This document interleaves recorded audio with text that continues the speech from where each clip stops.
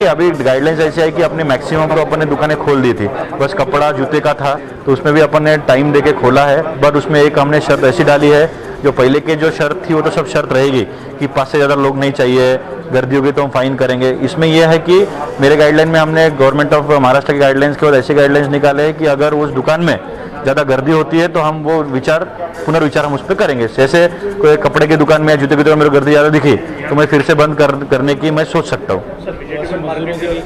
हाँ वापसी के लिए नियोजन किस तरह से चल रहा है? नहीं, हमने मैक्सिमम जो हमारे पास मजदूर थे एमपी के, यूपी के, हमने उनको कई बसों में और हमने ट्रेन भी अरेंज की थी, वो गई है। अभी कुछ मजदूर है जो बिहार और वेस्ट बंगाल के हैं, उनके लिए भी हम वहाँ के गवर्नमेंट से हम ट्रेन की रिक्वेस्ट कर रहे हैं। वो आते ही उनको भी हम नियम अनुसार सेफली उनके घर भेज देंगे। कुछ रिलीजियस लीडर, कुछ नगर सेवकों से बात करने के लिए आज ये मीटिंग रखी थी कि हमको ऐसी इन्फॉर्मेशन आ रही थी कि लोग चाहते कि वो ईदगाह में आए 4-5 लोगों को तो भी एटलीस्ट हमको परमिशन दे, लेकिन अपना नियम ऐसा है और रूल ऐसा है कि आपने देखा होगा कि कल भी एक ऑर्डर आया है उसमें कि रिलीजियस पॉलिटिकल गैदरिंग अलाउड नहीं है। इसलिए हमने उनसे यही विनंती की और सूचना भी दी कि आप जिस तरह से अपने लास्ट 2 महीने, आज अपन 60वें दिन, 50-60 दिन हो गए लॉकडाउन के, आज तक आपने जिस अच्छी तरह से ये जो सोशल डिस्टेंसिंग और लॉकडाउन को फॉलो किया है, ईद के दिन में भी वो रूल को फॉलो करें, घर पे ही अपने ईद मनाएं।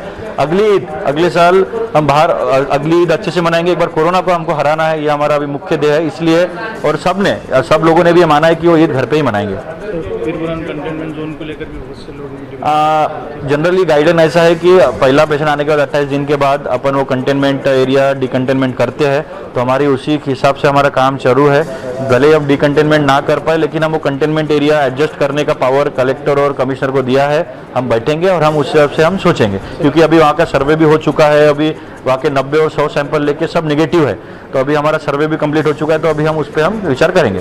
सर ये बताइए सर, ये जो अपने 116 बाधित हो गए हैं, इनके कंटिन्यू काउंट क्यों कर रहे सर? जो डेथ हो गई उनको माइनस करो, जो डिस्चार्ज हो गई, इसमें बीपी बढ़ जा रहा है दूसरे लोगों का सर। नहीं, इसमें ऐसा है, जब भी अपना स्टैटिस्टिक होता है तो जिस फॉर्मेट में हम इन्फॉर्मेशन मांगते हैं, जैसे अपने सभी 110 केसेस है, उसमें से 6 का देहांत हो चुका है, 51 डिस्चार्ज हो गए और 57 अभी एक्टिव केस है।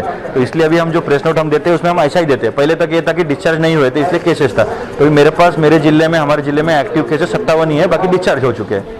57 का फिगर दिए ना सर थोड़ा? नहीं, वैसा गवर्नमेंट को काउंट रहता ना कितना हुआ, जैसे अपने भारत का काउंट है अभी की बोलते 1 लाख के ऊपर हो गया तो काउंट तो रहता है ना, और उसमें नीचे लिखा रहता है कि डिस्चार्ज कितने हुए।